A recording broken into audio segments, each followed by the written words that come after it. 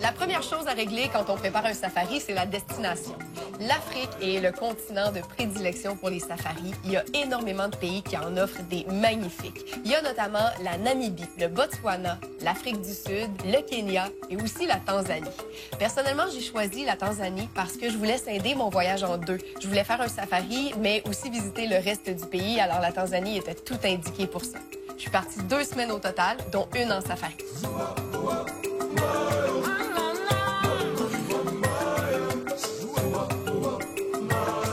C'est important de déterminer le moment de l'année où on veut partir en safari. La meilleure saison pour y aller, c'est vraiment la saison sèche. Les animaux ont soif, ça dit saison sèche, alors ils se rassemblent en troupeaux autour des points d'eau. Et aussi, le feuillage dans les arbres est moins dense, alors ça facilite l'observation. En contrepartie, la saison sèche, c'est la saison la plus touristique, alors les campements sont bondés et aussi les tarifs sont plus élevés.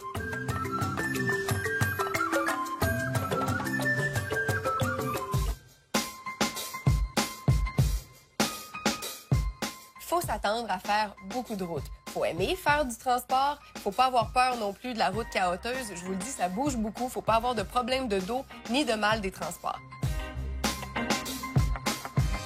Les gens me demandent souvent, mais comment ça fonctionne? Qu'est-ce que tu manges? Où tu dors?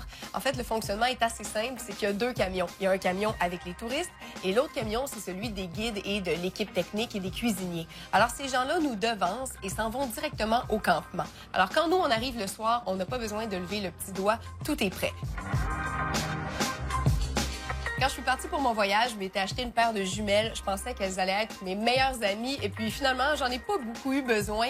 J'exagère pas en vous disant qu'on voit les animaux par milliers. Le camion est littéralement encerclé d'animaux.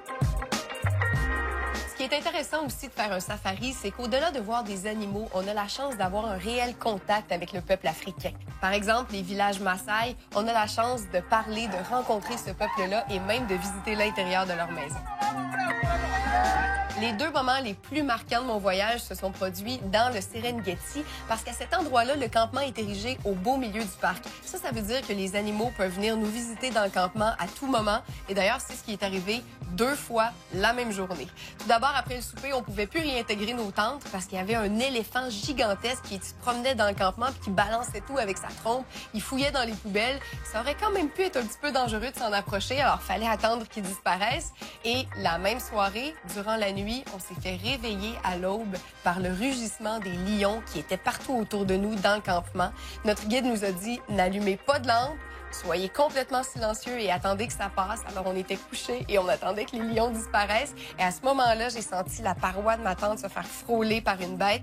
Je saurais jamais si c'était un lion ou pas, mais je vous jure qu'à ce moment-là, j'ai vraiment eu des émotions fortes. On veut faire un safari dans la vie parce que c'est tout d'abord réaliser un rêve de jeunesse, c'est libérer l'aventurier en nous et c'est se retrouver au beau milieu de nulle part dans la brousse à l'autre bout du monde.